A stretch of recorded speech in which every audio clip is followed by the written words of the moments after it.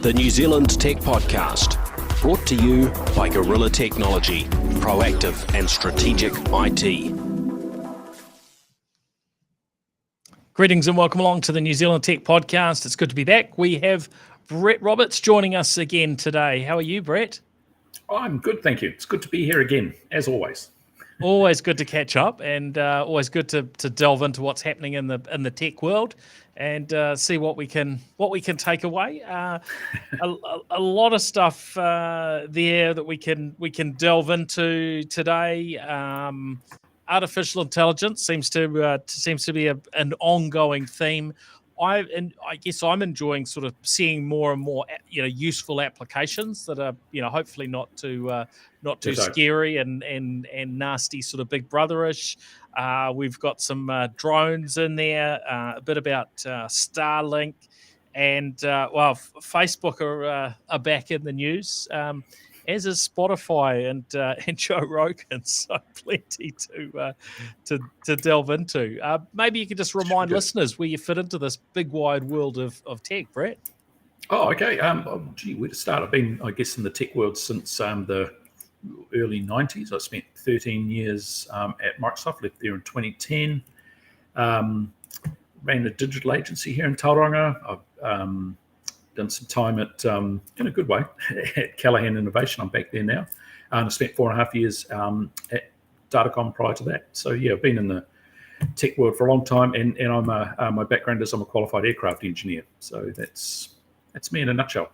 That's pretty cool. There's not too many folks that I know that have that up their sleeve, Brett. That could be quite handy one day. You know, if you've got a broken, aircraft, 747 or something, 767, we should talk. Excellent. Now, one thing that caught my attention, as often do these sort of robot stories, Brett, is that the US is testing robotic patrol dogs along their southern border. Now, as far as I'm aware, these dogs can't bite. They don't have any weapons loaded onto them, which we have seen sort of shown off actually by by the company that's behind these particular robots, which is Ghost Robotics. I think we talked about it a few months ago that that was one of the things that they were showing off on their website, that they were sort of targeting those military types of applications, which is somewhat spine chilling. But when it comes to certain roles these days, it's getting harder and harder to find people that maybe want to do those, carry out those roles, and then there's the budgetary challenges. So here we've got the Department of Homeland Security in the US trying battery powered robot dogs. Do you think this is going to fly? Is it too early on in the tech? Is it going to just scare people too much, or is this just the future we're going to have to get used to? So probably all of the above, right? So it's something I do a lot of talking about tech in the future and impact, particularly on society and stuff. And there's a few interesting things in this. So one is robots are absolutely taking and will take even more of the lower wage jobs. So in fast food places, for example, logistics. Obviously, there's you look at Amazon, for example, and in fact, security. Is another area. There are robots that look like Daleks without the big long things sticking out the front of them that are in use on the Microsoft and Google campuses today. So I think we will see more and more of this stuff, and I'm sure that at the beginning there'll be all sorts of glitches and hiccups with it. But the reality is that the tech is getting cheaper and cheaper to build. It's becoming more and more reliable. The artificial intelligence and the stuff that powers it's getting smarter. The sensors, the cameras built into them are getting better. The battery technology is improving. I mean, I think it's a genie that you can't stuff back in the bottle, right? I'm sure there'll be all sorts of things that'll go wrong. There's a wonderful Black Mirror episode about the robotic dogs, which is well worth watching. It's absolutely terrifying. It's brilliant. I just think you're just going to see more and more of this type of thing. And you've only got to watch those Boston Dynamics videos of their robotic dogs opening doors so another one can walk through, and going upstairs and all that type of thing. This isn't the future. This is the now, right? So, yep, we're going to see more and more of it. Yeah, I think you're right. It really is, and there is a bit of a journey for the technology to develop, battery life, all these different dots to join up. Also, getting people comfortable with it, because right now you drop a story like this, and there'll be a lot of people that'll be freaked out by the concept, especially when you put that together next to a YouTube of a robot dog with weaponry on it, or you have a look at one of the Russian videos of a Exactly. robot carrying AK-47 and the like. So there is a journey ahead, and we're going to have to navigate this in a manner that hopefully the legislation is kept in balance and appropriate, because we already have military drones today that can go out and kill people. I think generally what we've seen has probably not been autonomous on the killing side, which is you can maybe breathe easy for a moment or two, but the future of how that plays out is something that I think as a society we've got to watch quite carefully. And we could spend an entire podcast on this. Absolutely. And we've all seen the science fiction movies. But you're right, there's so much stuff going on in that space, right? And you're right, the legislation is way behind. I know there are things at kind of a UN level or government level where they're talking about autonomous, the weaponry and all the other type of things. But of course, we're only getting to see what we get to see, right? I hate to think what's going on behind the scenes. And of course, the whole thing with Homeland Security is they don't give a toss what anybody thinks, right? It's Homeland Security. It's the United States. And so, they are able to probably get away with things that private corporations can't. But I think you can absolutely bet that these things will be wandering around, the Microsoft and Google and other campuses in time. I'm not sure whether I'm wildly enthused about it, but I'm not sure that there's anything we can really do about it. But the legislation piece is absolutely critical here. And, governments move like chilled treacle, and technology companies move at light speed. So there's the gap in between the tech and the legislation is just widening all the time. And that really does concern me. Yeah. I think it's good to be talking about these things. We've got to keep them out there in the open so that we don't get surprised too much, right? And we there's always surprises. We let the big companies know what we're not comfortable with, and we let them know that not everything is okay. And I think we've seen that going on in a lot of areas recently, and so that these things do get heard, which is pleasing.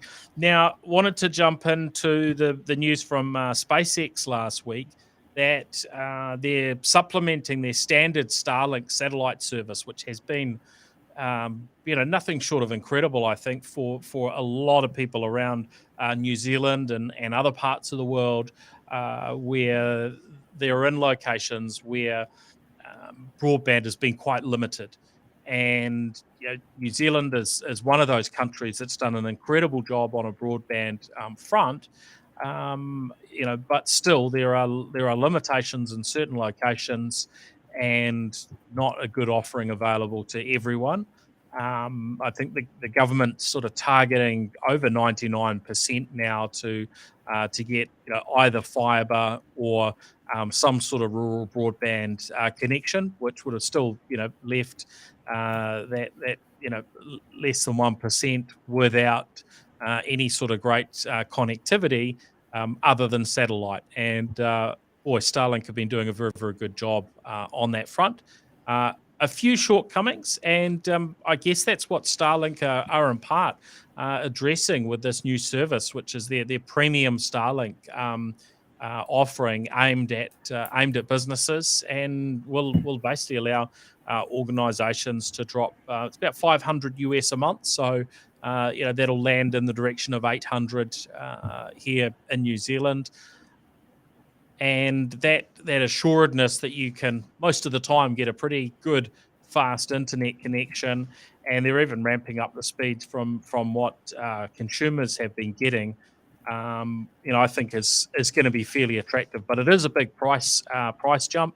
There will be a $2,500 US fee, so I guess we're looking in the direction of 4,000 New Zealand dollars. So businesses will have to think a little bit more seriously about this than the base Starlink offering, where it's a 500 US dollar fee for the equipment. So yeah, you're basically looking at five times the price.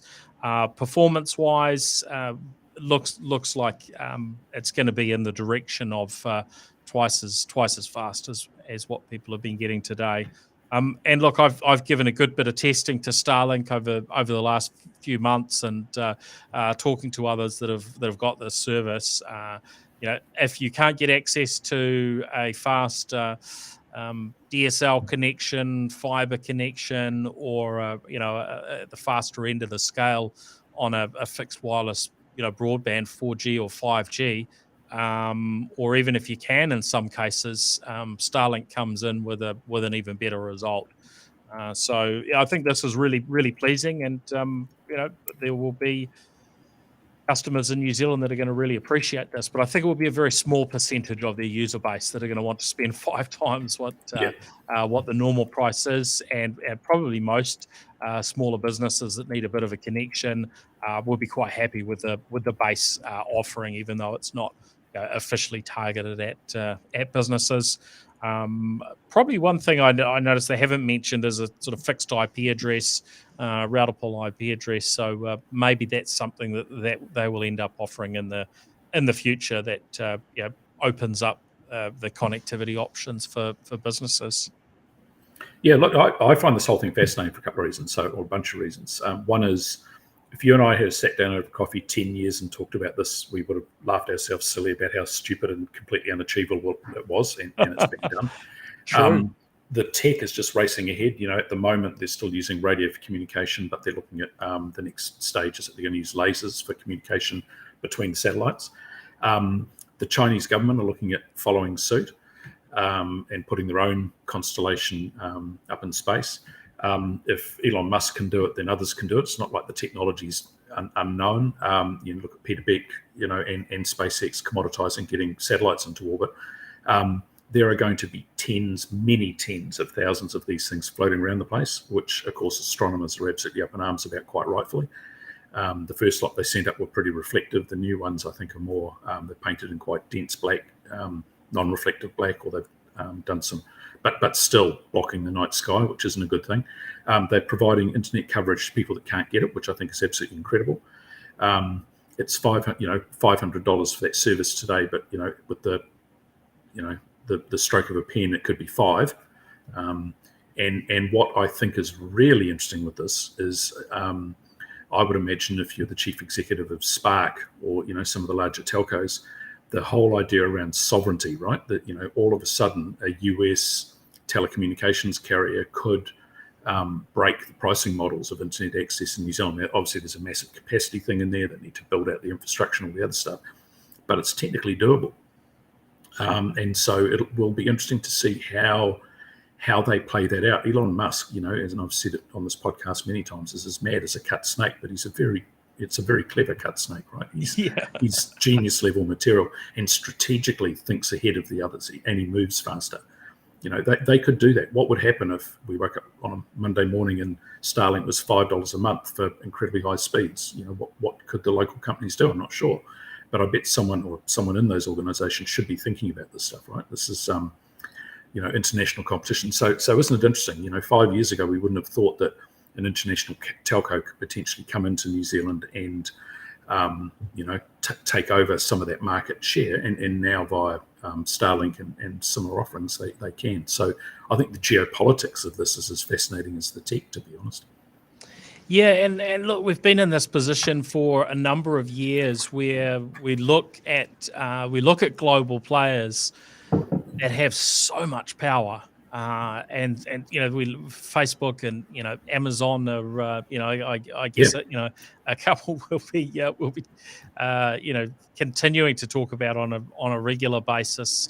But this is an area that, just a very, very few short years ago, we wouldn't, it wouldn't have been something we'd be expecting to talk about. But if we look at, what's happening, and at the moment they've got about 2,000 Starlink satellites, roughly, that are in service.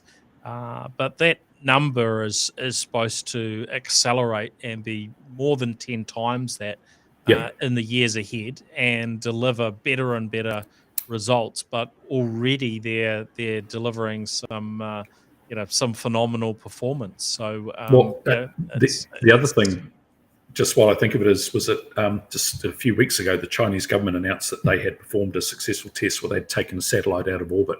yes, So I think we are now in this. I'm sure that the Chinese government would not like the idea of thousands of US company-owned satellites flying over. Yes, they do internet access, but it's not hard to fit cameras to them as well. So I think we're going to see all sorts of interesting things play out here that we just can't comprehend at the moment. But what's that ancient curse? May you live in interesting times. We live in interesting times, right? yeah, we certainly do. And already we've heard concerns from was it China or Russia? I know we spoke about a few weeks ago with having to maneuver things around, Starlink satellites, right? Correct. So, Yep. and that's while there's a small number. I mean, relatively small. Yeah. It's grown the number of satellites in space by about 50%. But with where that's heading, it's going to be very, very interesting times. And with nobody owning that real estate in space, there's going to need to be some interesting Some work rules. ahead. Yeah, Otherwise, that's suddenly right. your internet gets knocked off, and That's right. certainly There's a seeing that bright flash of light above your house, and your internet Yeah. connection no longer works. That's right. boom, you're back to much slower communications if we look back to the days before the internet. That's right. Let's hope we don't have to deal with too much of that. On the Tonga front, I know we've chatted about them a bit over the last few weeks. We talked about them getting some connectivity back, and I think Pacific had come in there. We also have had recent news that that Starlink are working with setting up a sort of a temporary 6-month base in Fiji for ground connectivity back to fiber, so that they can help Tonga as well. So things are moving reasonably quickly there. In some ways, but in other ways, the fiber is still not back up as far as I'm aware. So we've got maybe a little bit more of a waiting game ahead. So That fiber thing's interesting. Imagine when they're planning that stuff out. Look, there's an undersea volcano here. Should we go around it? It's going to cost a bit more. Maybe we'll just anyway. Tunnel right through the middle. Yeah. That's right. What could possibly go wrong? Now on to this story to do with artificial intelligence and airline delays.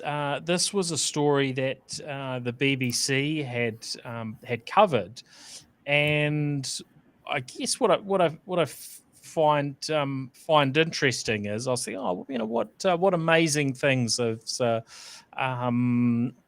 I think it's an Israeli company that's a startup called Intel Act, who are a provider, and there are others that are working to reduce these delays that we often see with flights. And I was kind of curious as to, well, what amazing things have they done behind the scenes? And I guess most of it is just kind of reasonably simple things. They're tapping into existing cameras that are actually already there in the airports and around the planes and so on.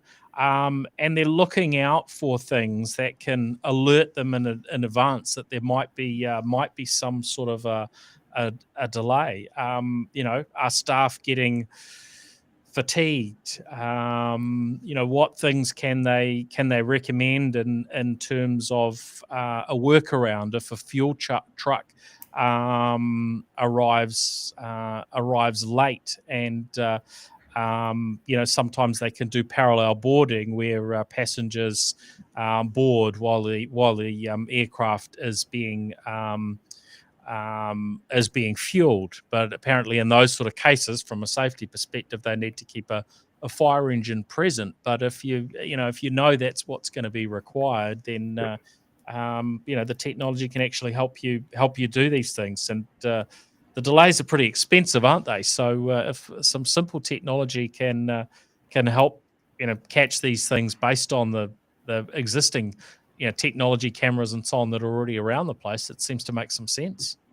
Well, it's interesting. So this is something I actually have quite a bit of understanding of, but not from the artificial intelligence, just the actual human intelligence side of it. The last role I had at Air New Zealand a million years ago, I worked in flight operations for the national part of Air New Zealand. And I actually sat in the room with the team in Auckland, Wellington and Christchurch in particular when disruptions were happening, and watched how decision making happened. And it always blew me away. They had aircraft in the air, they had aircraft stuck on the ground somewhere, something was broken. There was never one problem, there's always several. There were things about having to get crew hours correct, and even really simple things like we have to get flight attendant XYZ back home because they're a mum and they need to get back for their kids. And so they used to in their brains figure all of these iterations out of the best configuration they could get, how to get around the problems. If New Plymouth was shut due to weather or whatever it was. And it always blew me away just how incredibly effective and efficient they were at doing so. And it also struck me as something that if you could somehow gather all of that stuff out of the neurons and turn it into bits in a computer, that you could probably do a good job at. And it sounds like that's what this Israeli company has done, right? But the interesting thing is there are just so many iterations. I think it sounds like they're doing, when they're using cameras and where fuel trucks and fire trucks are, etc., is one thing. But some of those other things, and also predicting ahead, trying to figure out what the weather's going to do at such and such a place, and we know that New Plymouth will be closed in the next 12 hours, and let's sort that problem out before it even occurs. That was, and these guys, and they were all guys at the time, could make these decisions in the space of just minutes, single-digit minutes on a quick conference call. They'd figure all this stuff out and reroute and whatever. It was really, really cool to watch, right? And it's always amazed me when I was working for an airline. I have no idea how they ever get an on-time departure. The number of things going on in the background to get an aluminium tube in, empty it, clean it, fill it up with people again, shove it out and get it done on time, fueled up properly, the right crew at the right time and everything else is just mind-bogglingly complex. It's pretty cool stuff. Yeah, and it's also pretty cool when they manage to actually be ahead of schedule, right? Which surprisingly actually seems to happen in New Zealand. Yeah. So it is incredible how many things that have to fit together. I guess one of the elements the BBC article talked about is the widespread use of smartphones now, right? And it's just slowly crept up on us. I was hearing a presentation where somebody was saying, 60% of the population now have a smartphone. I think that figure's probably out of date somewhat, right? Yeah, by a long shot. These things just keep moving, and we've got, I think, certainly more smartphone or more mobile connections in New Zealand than we have people. So that's right. we know these figures are very, very high, and just keep getting higher. COVID has contributed to that. Right across the population, the encouragement to run the COVID Tracer app and so on. It's an ever changing world, and once you rely on people running, say, an Air New Zealand app on their device, and maybe you're able to track where they are within the airport. So that's being done today, these right? pieces in, right, and it just gets better and better. That is being done today. So Auckland Airport have done some. I know because I was very peripherally involved in it, but Auckland Airport have done some incredible work around Bluetooth tracking and knowing, where people are generally. There's lots of people over here. There's lots of people in duty free. There's planes boarding, and they can do some quite clever stuff with that information. So yeah, you're right. It's that classic thing of a little bit of data can go a long way when it's used well. But yeah, I mean, tech just has the potential to make that whole, because I hate airports, right? Tech has the potential to make all of that so much better, once we get back to using airports again. But yeah. Yeah, well, I was in the an unusual position recently, and it used to be more common for me many years ago. But I was in the unusual position to be sitting with my son, grabbing some breakfast in the Air New Zealand lounge, and thinking we had another couple of minutes before we needed to board. And you get this loudspeaker announcement with our names. Yeah, I've had that many times. That's okay. The shame, but you can just imagine this is something where you're going to get pinged, directly in the future. They know exactly where you are, Correct. exactly how far away, and Yep. how full the the ramp or the tunnel is of people onto the plane, and so on, and when to give you an electric shock through your phone and tell you to get data and analytics. It's the future. So yeah, it's gonna be interesting to see how that moves ahead, and what sort of smarter things that will happen in the future. And I guess you can imagine some of the rules changing a little bit in terms of when you have to board and so on, in conjunction with maybe you get some benefits if you're running the app actively and are willing to share a little bit of extra data with Gives them. and gets. Exactly right. Yeah. Now drones are a topic that we do keep coming back to, but at times it seems like, oh, drones, I was going to say they never took off, but That's terrible. Sorry, but it does seem as though it's been quite gradual, the movement of some of the ideas that we've been told about over the years. And look, we're going to have everything delivered by drone, and it might be a drone that an air-based drone, or it could be a robotic sort of delivery machine. But actually, these things are happening in different places, and we're hearing, if you keep your ear to the ground, there are more and more stories of how this tech is actually getting put into place. We've seen, I think, Stuff was covering drones helping to reseed a habitat for koalas that had been basically ravaged by fire, and so they actually needed to replant there, and they've been using drones for that, which I thought that's a pretty cool idea. And it's it makes sense, right, where the technology can do the job much quicker and much easier than possibly any other way. Why not use a drone for that?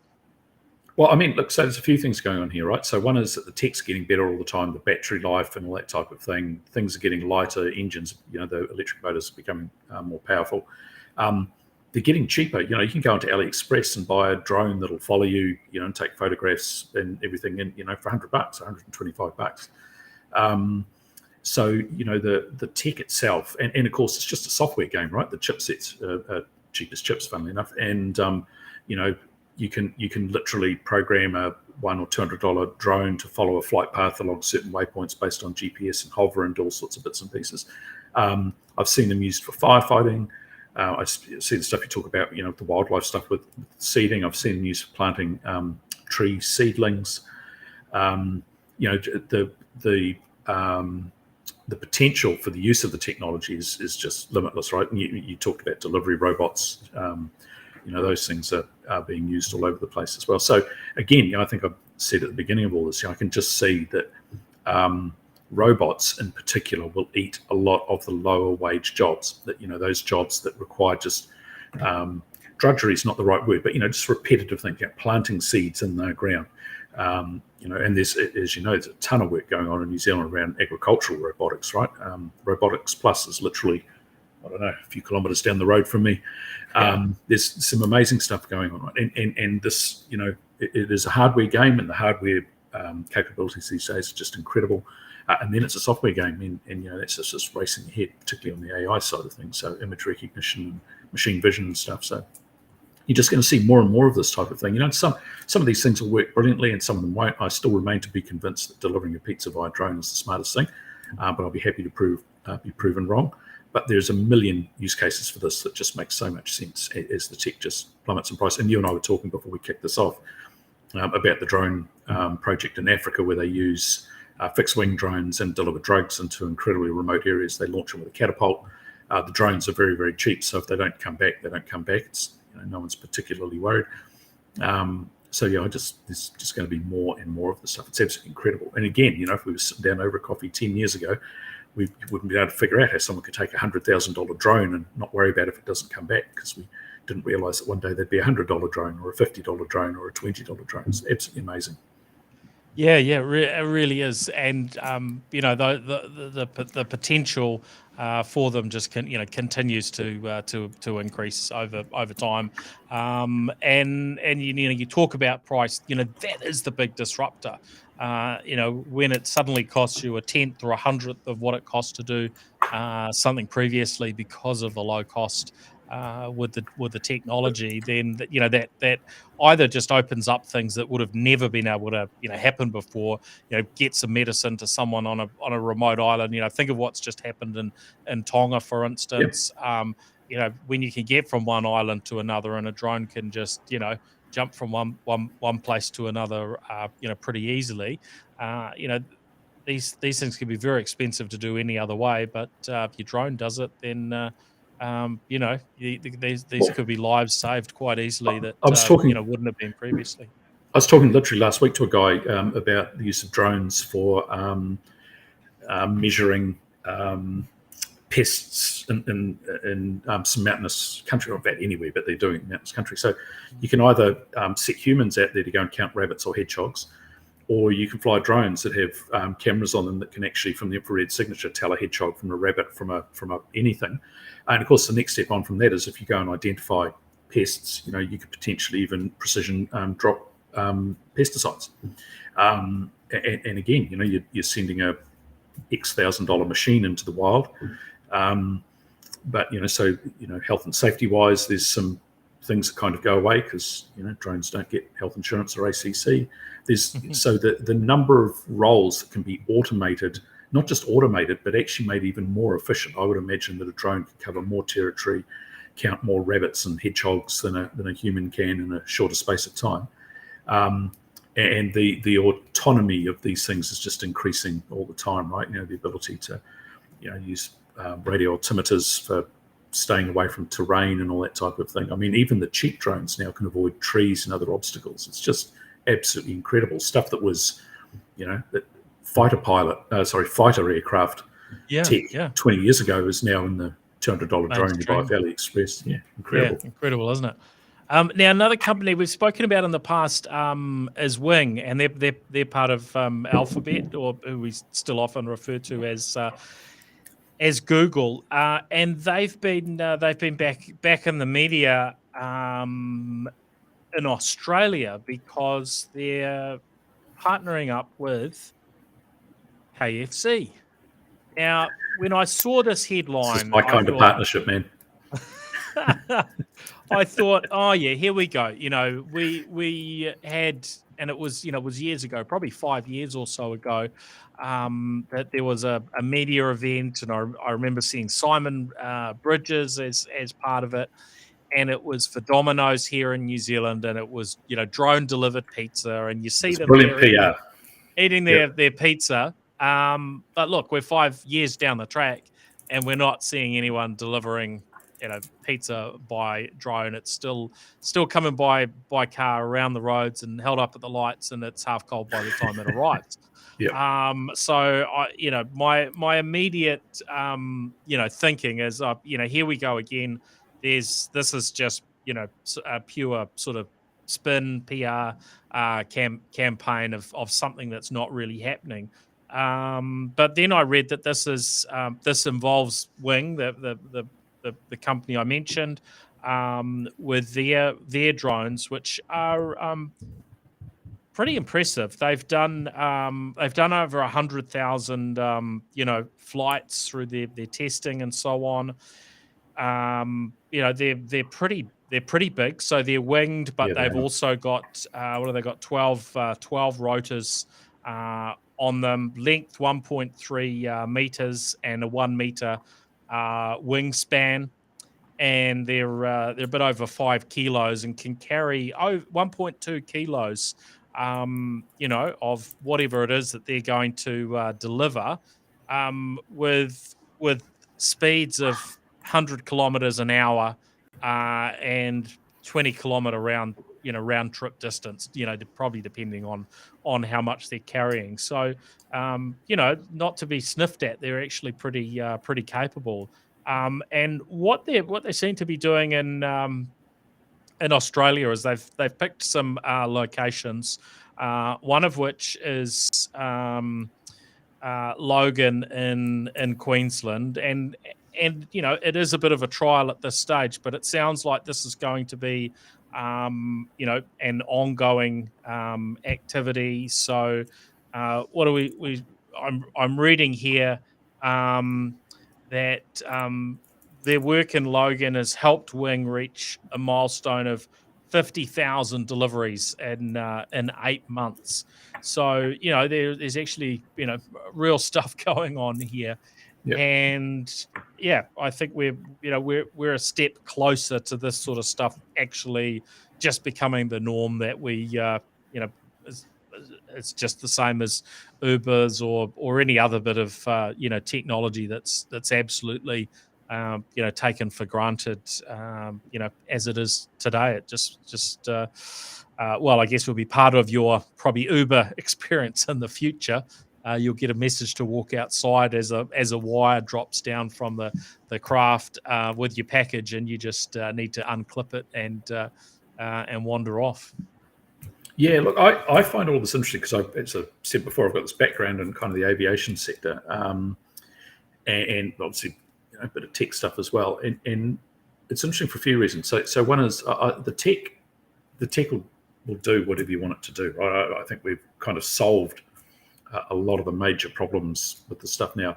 But the idea of a 20-kilogram thing traveling at 100 kilometers an hour through the air, without some sort of very, very effective safety mechanisms. What happens when the first one crashes through an apartment window and kills a young child?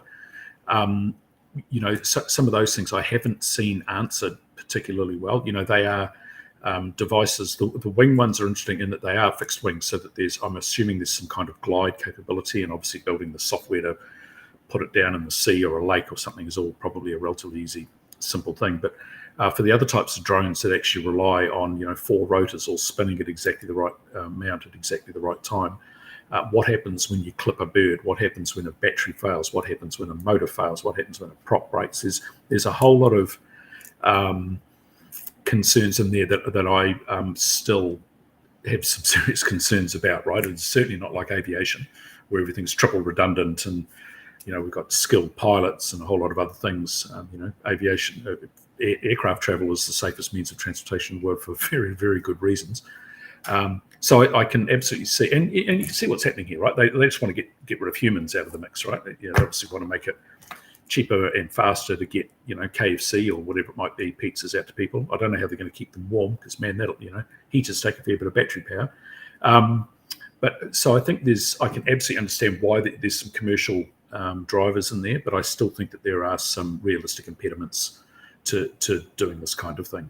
I would be absolutely fascinated to understand the legislature around civil aviation legislation around what enables these things and what sort of precautions they have to have in place to ensure that Jane Public don't get harmed by them. Yeah, well, the civil aviation rules have been probably one of the things that at this point aren't sort of super friendly to drone deliveries.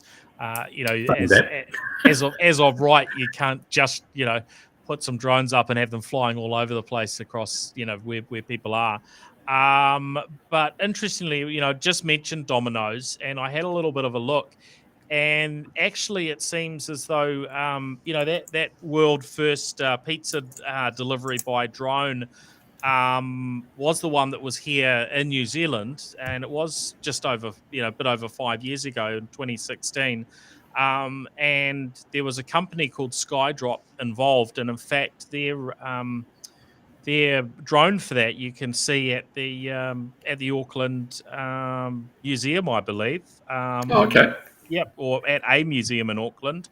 What, did it crash through a window, or is it on display? Well,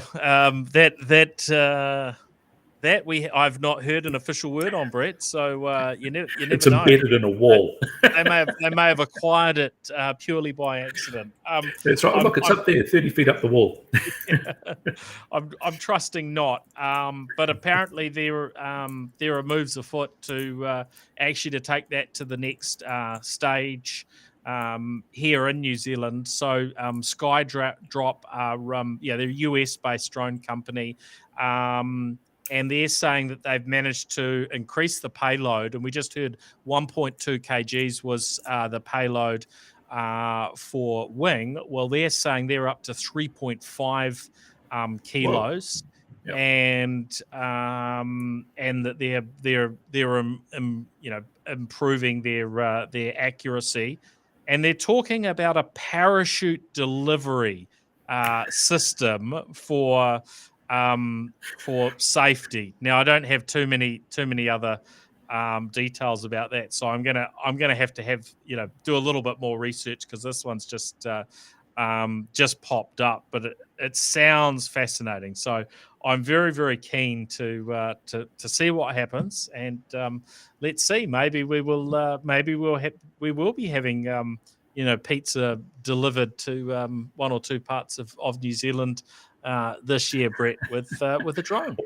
We live a bit outside town in Tauranga, and we can't get Pizza Hut or Domino's or any pizzas delivered here. So I'm all in if they can pull this off. I love the idea of a parachute floating down with the pizza at the end of it. I mean, that's just almost perfection for me. So yeah, it'll be interesting to see if they can pull this off. The other thing I think that's really interesting is they're testing it here, right? We have ACC and you can't sue. So this is probably the ideal country in which to have some terrible accidents and not affect the bottom line too much. That's the cynic in me coming out. But I'd be more interested to see if they're testing these things in New York City and LA than little old New Zealand. So we'll be the guinea pigs, and then they might think of those right. Those more populated spots, Brett. Maybe they'll focus on your area or outside of Tauranga. I'll put my hand up to be a beta tester. I'll get a crash helmet. Now, before we finish up, a couple more things wanted to delve into. One is Facebook, or Meta, as they're now called. They've really had a pretty big fall from grace as far as their stock. No, isn't it great? Is concerned, and it actually pretty mind blowing the level to which their stock dropped. And look, I was pretty shocked to see it was I think initially a 26% drop in their stock, and I was thinking, wow, if you were okay with the ethics of this company and so on, would now be a good time to buy. And I had a look at the numbers, and I thought, even on the numbers, I don't think it necessarily makes a lot of sense. Now, it's not financial advice or anything like that, and but disclaimer.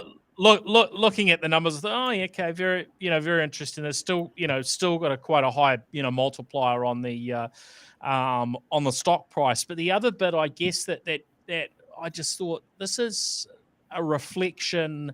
There's a reflection here of how so much investment is done, and it seems to really lack kind of a futurist mindset or a long-term view on these things, because everybody seemed to sort of bail out on the Facebook stock on them, on their growth having gone from, slightly positive to, a fraction of 1% downward. Now, this trend has been coming for a very long time. If you were, following all the numbers and so on, it's pretty obvious that there were, certain age groups, the younger audience especially, without too much interest in Facebook. So, this was, you watch the curves and so on. It was, I don't think there was a whole lot of news here. That was my feeling on it anyway. When I spoke to News Talk ZB about it on Friday, Brett. I mean, what do you think about this? Right. So this is one of my little hobby horses, right? So allow me to climb aboard. This is the beginning, right? This is the very beginning. Do not, and I'm not giving you financial advice, do not buy Facebook stock right now. They are facing an absolute tsunami of legal threats, right? They've got Lena Khan, who's the chair of the FTC now in the United States, has them well and truly in her sights. And, they have done an incredible job, particularly Zuckerberg and Sandberg, over the years of, avoiding, obfuscating, lying, and a bunch of other things to avoid any kind of criminal liability. And I think a lot of those chickens are coming home to roost. I'll read you something that I found that was absolutely fascinating. So there's a guy on Twitter, Jason Kint, and his handle is Jason_Kint, KINT, who follows the Facebook stuff really closely. He actually has some really good insight around it. Anyway, there's a judge who has issued an order to Facebook just literally in the last 4 hours or so. And I'll just read you the text because it is just so absolutely in your face. It says here, by no later than 4 p.m. on Thursday, February 10, Facebook must file a letter on the docket designating a single executive from the company as final responsibility for all discovery decisions in this litigation moving forward. That executive must attend the Zoom status conference at 4:30 p.m. on Thursday. If the executive has other plans on Thursday afternoon, they are ordered to postpone them. So I think that their ability to avoid this ever-tightening noose, I think, is vanishing rapidly, and I don't think that that's going to boost their stock price. I think it's going to tank it. The other thing, too, that's playing out here that's really, really important is the Tim Cook versus Mark Zuckerberg thing. That whole stopping tracking in iOS 15 is an absolute death knell for Facebook, right? Or it might not kill them, but by God, it's going to absolutely damage them. So there is this big battle going on at that level that, it's kind of Apple versus Facebook, privacy versus none of it. And I think, so with that, with multiple lawsuits against them, and with Lena Khan, particularly at the helm of the FTC, she's a 32-year-old wunderkind. She is absolutely incredible. I really do think that the days of Facebook just giving the middle finger to the legal system in the States is well and truly over. And I also see that they've threatened the EU with pulling out of the EU if they have to process customer data on European servers versus US. And it's like, good luck with that, mate. So yeah, that just seems like a really stupid thing to, exactly. So it to couldn't be doing happen to a better company, right? And I use Facebook because there's no good alternative at the moment. But, I think that they have done an amazing job of treating their customers or their product, which is you and I, like trash. And I'm more than happy to see those chickens come home to roost. It'll be interesting to see how they fare. But it's not like any of this wasn't predicted, and it's not like any of this isn't deserved. So I hope they're not a sponsor, and if they are, they're probably not now. But don't worry. Bring it on. To me, when we have sponsors or partners for the podcast, we always say what we think, and that would never stop it. Now, I have been told with TV stations and so on when I've suggested a topic that I want to talk about. Sorry, we can't talk about that, Paul, because that crosses into the territory of a sponsor. And I mean, and but you generally wouldn't hear anything about that. And I'm usually not ready to go and drop a major broadcaster in it, but this is the reality of how they operate. If you see a brand that's sponsoring something, I know how it works, in the mainstream media, I mean, there is a lot of power for that brand, and it's my mind was a little bit blown by that can actually stop a topic being discussed. But anyway, that's just how one last thing on this too, which is that Peter Thiel has just announced that he's going to step off the Facebook board. I think it's a few months down the track. And there's another man that everything he touches is septic as well. But so I think. Hey, he's touched New Zealand. Come on. Yeah. Okay, he's a New Zealand citizen. I mean, thanks, John Key. I think there is just so much sepsis. Is that the word? There's just so much horribleness around all of Facebook, and so I don't think they can maintain their position. They might maintain their market position, but I think their financials are going to struggle. And so it'll be interesting to watch stock prices drop over 30%, I believe. It has now. So. And look, I think that they're not going to maintain that sort of same position in the market. And what's what I'm seeing is in the early days of Facebook, I looked at and because I'd been involved in the social media world myself, and had launched a specialized social network.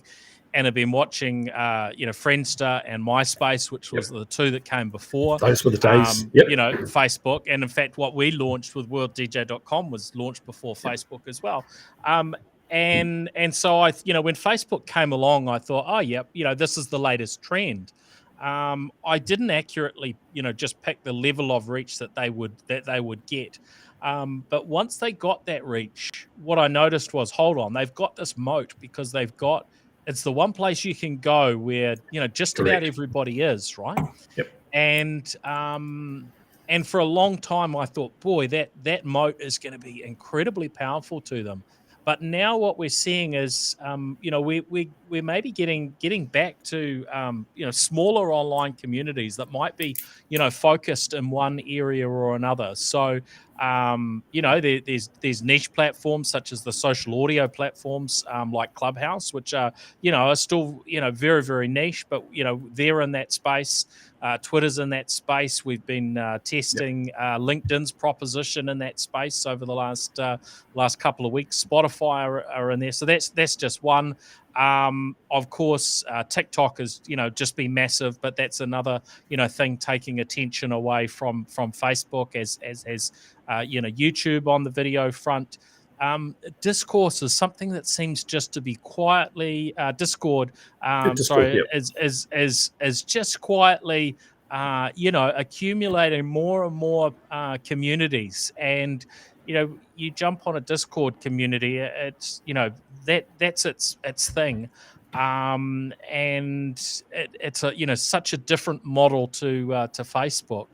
And then you look and think, well, what do we actually need Facebook for now? And we're only all there because everyone's there, right? It's the magnetic, it's the network effect. Look, there's another. We're not anymore as well, right? Because there are people that are so fed up that they've quit, and then there's a younger audience that aren't going near it because it's not the place to be anymore. There's another interesting time ahead.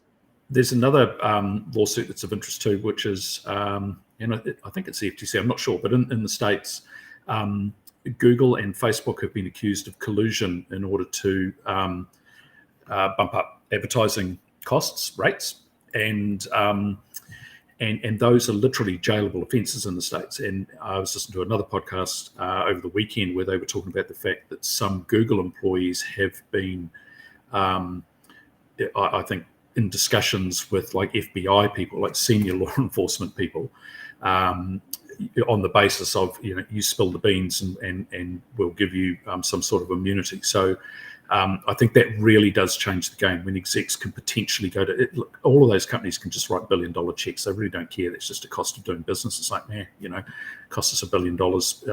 I worked for Microsoft. They had a similar model a little while back, right? They've changed their tune, but they saw some of those fines as a cost of doing business.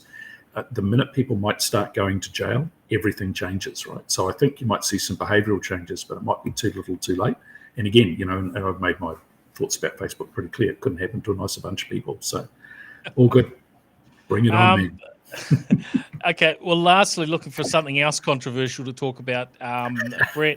Let's talk about Joe Rogan and Spotify. Yeah. Now, I think, there's there's a whole lot of perspectives you could sort of delve into here, and I've been looking, looking at the discussion from, some of the podcasters' perspectives, and the medium of podcasting, and the medium of podcasting is sort of designed to be this open thing where anybody can record some content and release an RSS feed, and that can be picked up by basically any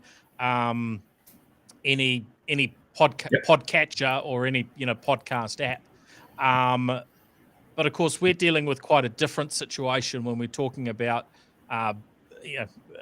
big players, and especially Joe Rogan, whose podcast, certainly prior to joining Spotify, was the number one podcast, in the world from a listenership perspective, and certainly, or especially if you include the number of hours that people, potentially spend listening, because it's quite long, quite long content.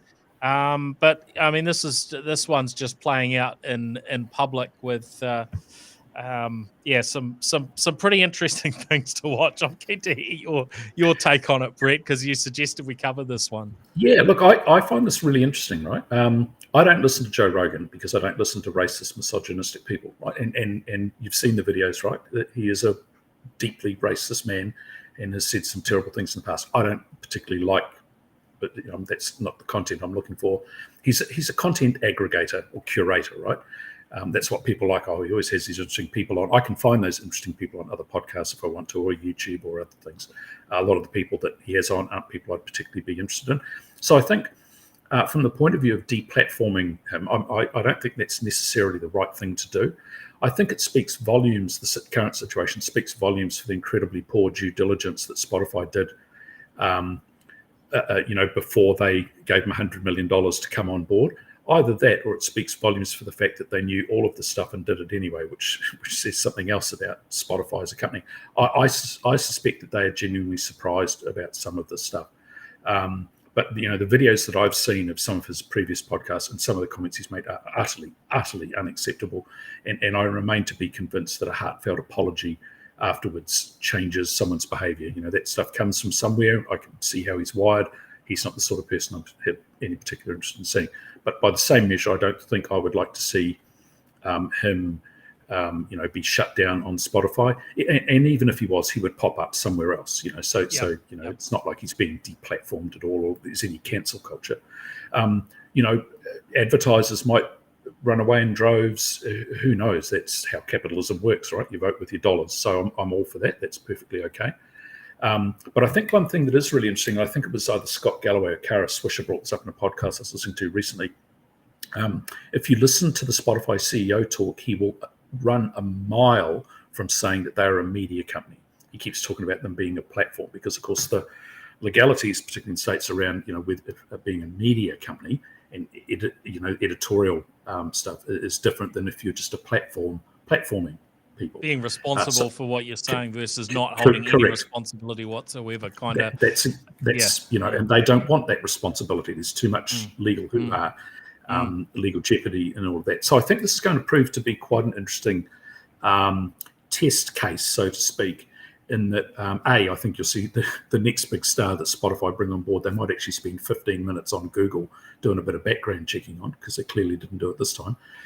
But I think you are going to see potentially from Spotify a little, and I see that they've already deleted a bunch of his previous podcasts with, and man, some of the videos. Apparently, he requested that they remove the 116 episodes. So, and I understand that's a lot of content, right? I mean, I don't. He's produced probably over 1,000 episodes. But think about that, right? Like 100. If it was 1 or 2 episodes where he'd said something out of place, or said something he shouldn't have, or had one wine too many, I can actually understand that. That's a ton of content, and you're going to trip over yourself occasionally. That 116 episodes, the man is a racist misogynist. That's just the facts, right? But I admire the fact that he stepped up and apologized, because it did look to me like a genuine apology. I will be absolutely fascinated to see what he's going to do to improve himself as a human being, because he's a pretty low one in my humble opinion at the moment. what's the personal work he's going to do to do a better job of that, rather than just, oh, geez, sorry about that. Oh, probably shouldn't have said those things. I'll try not to say them in the future. I don't think that's sufficient for someone in his position. So, yeah, and I think the other thing too that's important in all of this is, and I don't know the answer, what's the responsibility of those people that have, literally many tens of millions of followers, getting, and starting, what happens when they broadcast information? You can have, controversial information is one thing. What happens when they broadcast something that is actually factually incorrect and can cause harm? Now, when a media company does that, I think that's one thing, unless you're Fox, of course, where they don't care. But what happens, for Spotify, what's their responsibility? I don't know, but I think these are things we need to think about. I think the whole idea of just anybody being able to say anything, anytime about anything, I'm not 100%. You can't shout fire in a crowded theatre, right? At some point, there needs to be some level of, I don't know, code of conduct or something with this, right? Because in a lot of ways, I think, something making the world a better place, keeping it the same or making it worse. And I think in some ways, some of these things are making it worse. At the same time, they're making other parts of it better. And I think we need to have the discussion. So I don't think they should shut the guy down. I admire the fact he's made an apology. I don't like him as a human being. I don't listen to his podcast. But I think it has kicked off a very interesting discussion. So we'll see how it plays out. Yeah, for me, it's the discussion I'm interested in terms of what can we learn and what can we take away from this, because there are all sorts of things that influence, how we feel about these things. And, I know people that I think are really great people that happen to listen to the Joe Rogan podcast and absolutely love it. Yeah, me too. I've got good mates, really good people too that listen to it. Yeah. Absolutely. So, and I've listened into a few bits and pieces over time. Elon Musk was on there with one that got a lot of publicity when a bit of smoke rose and whatnot. Yep. So he's been able to attract some really interesting folks and some quite interesting discussions, but it's certainly not something that I've got the time to to listen into or have ever subscribed to. But as I say, many people do. And I am concerned around some of the sort of the deplatforming and cancel culture things that we find in an appropriate way forward to be able to have discussion. And there's a degree to I guess some of the stuff that I see that goes on platforms like Twitter and so on, where it's like, hold on, that seems actually a bit heavy-handed. Where's the be nice? It's not coming through. So we do have to sort of figure out a way forward on some of these matters, right? But I think you raised some interesting things. If you're a dick on Twitter, you'll get shut down, right? They've got it's not perfect, but at least there's somebody in there thinking about some of this stuff, right? And at times the moderation's absolutely terrible, but at least they seem to be trying to do something. This is all brand new territory, and I think that's obviously part of the challenge. And look, I think the whole listenership thing is really interesting.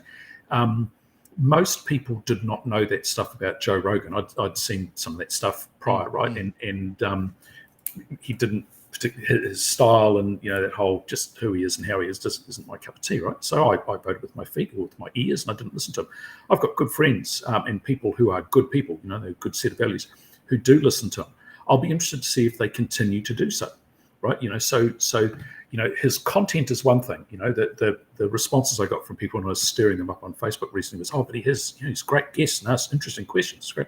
That's fantastic. He's a racist as well. How do you feel about it now? And I think these are things, I don't know what the answers are, but the content is one thing, the platform is another, the host is another thing.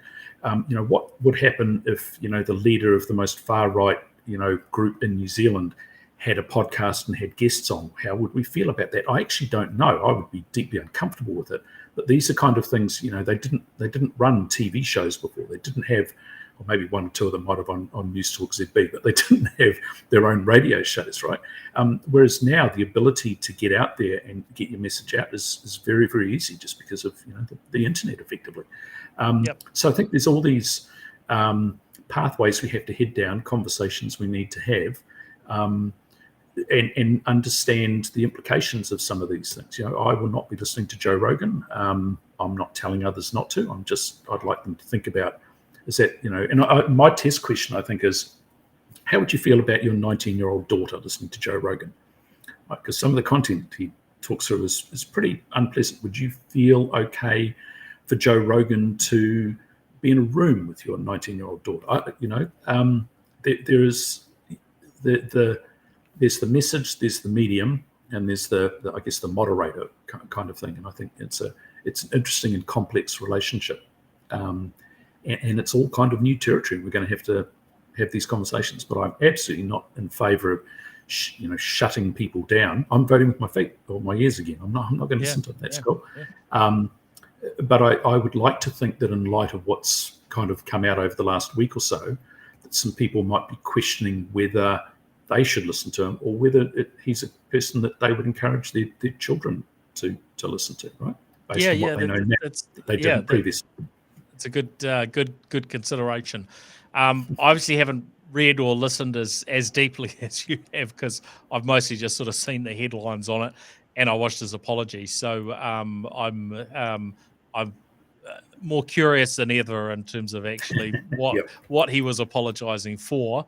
And I'm sure that can probably be reasonably easily found, and that gives a bit of a clearer picture. I'm picking on his character. So yeah, thanks for that, Brett. It is a really important discussion. That we look at some of these things that technology facilitates, and how do we as a society navigate through and make appropriate decisions that are going to suit over a long period of time, a long period of situations. And look, I think this is a nice way to kind of round things out, right? This is the classic thing in the world of technology. It races ahead at light speed. Just because you can doesn't mean you should. You can download the files for and print automatic weapons now on a 3D printer. The police have already seized a couple of them from gang members in Auckland. Should we prevent people downloading files for automatic weapons and printing them? I think we should. Is that impinging on their personal freedoms? Maybe it is, but it's still okay. So I think the key thing here is the debate, the discourse. I think understanding the parameters of that and the implications of that are important. One of the things I do believe is that there are people in the technology world who will do things that are not the right thing in order to make money. We look at things like Clearview AI and some other things like that. We cannot necessarily trust the leaders of these businesses, the founders of these businesses, to do the right thing in the long term. In fact, they might not even know what the long-term implications of some of these things are.